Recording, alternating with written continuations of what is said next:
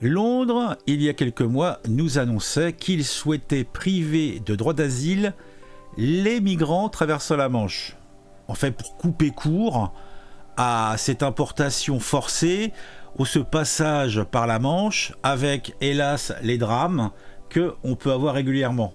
Donc, on va regarder un article, ou plutôt même deux articles. Alors, on en a un qui nous parle de la situation initiale quand on a eu ce premier projet de loi. Et après, on parlera de la mise à jour qui date d'il y a quelques jours. Alors, pour fêter ça, j'ai bricolé une nouvelle intro, donc on va la regarder et on embarque. Ah bah tiens, c'est ballot. Le truc est en arrière-plan, donc il faut... Allez, on recommence. Vous avez rien vu.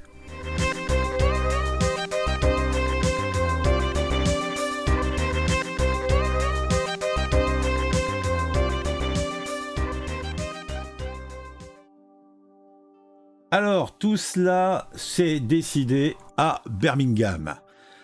Et c'est une news qui nous vient de Reuters. Le ministre, ou plutôt la ministre britannique de l'Intérieur, Suella Braverman, va proposer mardi de durcir la législation pour interdire aux migrants qui traversent illégalement la Manche de demander l'asile au Royaume-Uni et faciliter ainsi leur expulsion. Le secrétaire de l'Office va se faire une proposition lors de la conférence annuelle, ça on s'en fiche. Plus de 30 000 migrants ont rallié les côtes britanniques depuis le début de l'année, soit davantage qu'en 2021. Bon, 2021, c'était aussi une année exceptionnelle, qui avait pourtant été déjà un record. Une partie du système d'asile ne fonctionne pas, a-t-elle déclaré. Nous devons mettre fin aux abus et réduire le nombre de migrants qui ne répondent pas aux besoins de notre économie. Ce qui me paraît de base plutôt une bonne idée. Tant qu'à accueillir des gens, autant qu'ils soient nécessaires pour le système. Donc en fait, le reste de l'article donc énonçait leur motivation et quelques mois après, on a la concrétisation de ce souhait de changer la législation. Le Royaume-Uni demande l'asile, des demandes d'asile ne seront plus possibles pour les migrants qui traverseront illégalement la Manche.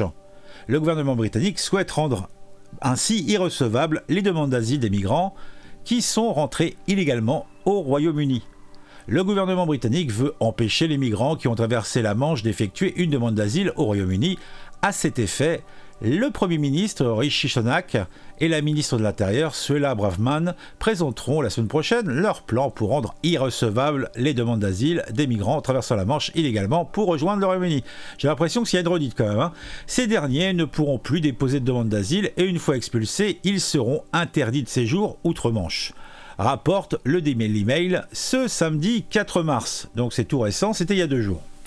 Le gouvernement conservateur a fait de la question de l'immigration une priorité depuis le Brexit et dit vouloir réduire fortement le nombre de migrants que le pays prend en charge.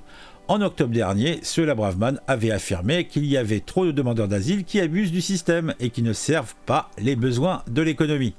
Alors pourquoi je vous cause de cet article ? Puisque foncièrement, je me dis quand est-ce qu'en France, on va mettre en place une législation équivalente ? Puisque je pars quand même du principe qu'à partir du moment où on n'a pas une loi claire qui dit qu'une personne entrée illégalement, on ne prendra pas en considération son cas, elle n'aura pas la possibilité de travailler, elle n'aura pas la possibilité de bénéficier des différentes aides qui sont octroyées par l'État français et les collectivités, après, ça devient compliqué, puisque là, c'est un appel d'air permanent. Et c'est vrai qu'on a besoin de ressources qui nous viennent de l'extérieur, mais on a besoin de ressources dans certains métiers, dans certains secteurs, et absorber des gens qui, pour une grande partie, n'ont absolument aucune compétence monnayable et nécessaire, ça sert à rien. Ça sert à rien pour eux et ça sert à rien pour nous. Suella Braverman a confirmé que les autorités britanniques expulseront dès que possible tous les migrants arrivés au Royaume-Uni par la Manche. Ils seront transférés au Rwanda ou dans un autre pays tiers sûr. Ah oui, donc en fait, c'est vrai que c'est une solution, c'est que pour se débarrasser donc d'une population non souhaitée, bah on les envoie vers un pays tiers, pas notamment le pays d'origine. Salut chez Smetet. Le gouvernement avait annoncé au printemps qu'il déporterait au Rwanda certains demandeurs d'asile. Cette politique a pour l'instant été bloquée par la Cour européenne des droits de l'homme, ce qu'a regretté Sola Braverman, appelant le Royaume-Uni à reprendre le contrôle face à un tribunal étranger qui met en danger notre souveraineté. Et on est vraiment exactement dans la même situation en France. Près de 40 000 personnes ont effectué en 2022 la traversée de la Manche, un chiffre qui ne cesse d'augmenter depuis 2018, malgré les promesses de gouvernements conservateurs successifs. Selon les projections du Refuge Council, une ONG qui vient en aide aux demandeurs d'asile au Royaume-Uni, environ 65 000 personnes tenteront de faire la traversée en 2023. Alors, vous voyez, bon, je vous ai dit l'essentiel, hein. Je pense que c'est une mesure qui devrait être également discutée en France. Parce que là, actuellement, on nous fait quoi? On va nous faire une loi immigration qui va, on va dire, transformer des migrants, des immigrés illégaux qui sont sur le territoire français en personnes acceptables puisqu'ils remplissent une demande de l'économie française. Et de base, c'est pas la bonne mesure. Non.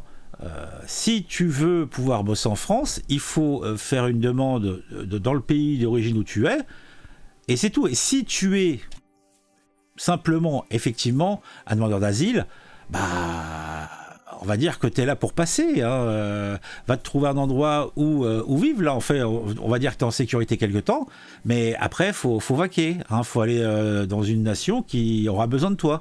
Si tu n'as pas de compétences monnayables, casse-toi.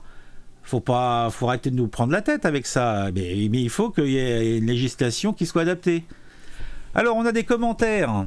Mon rêve, voici exactement les mesures qu'il nous faut. Il ne reste plus qu'à espérer que les British ne se laisseront pas pressionner par la CEDH.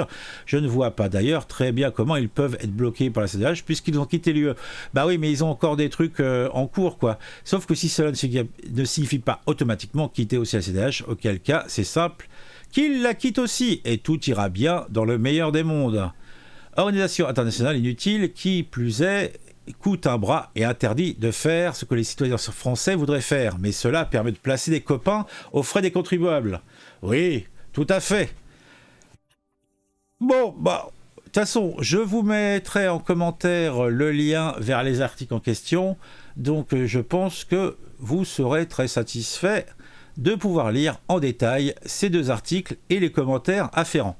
On se retrouve bientôt pour un nouveau sujet qui m'a intéressé et je l'espère vous intéressera aussi.